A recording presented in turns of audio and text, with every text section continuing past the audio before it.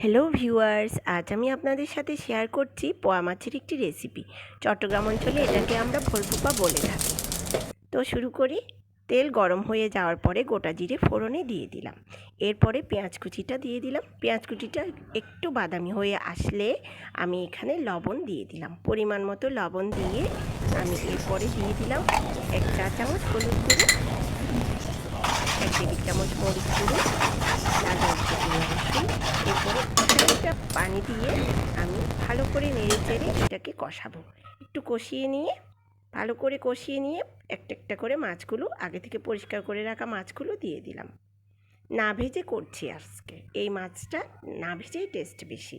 তো আপনারা অবশ্যই এভাবে করে একবার দেখবেন।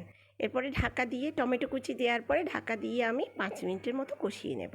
কষানো হয়ে গেছে আমার, উপর দিয়ে একটু নেড়ে চেড়ে এভাবে নেড়ে আমি এখানে দিয়ে দেবো পরিমাণ মতো পানি।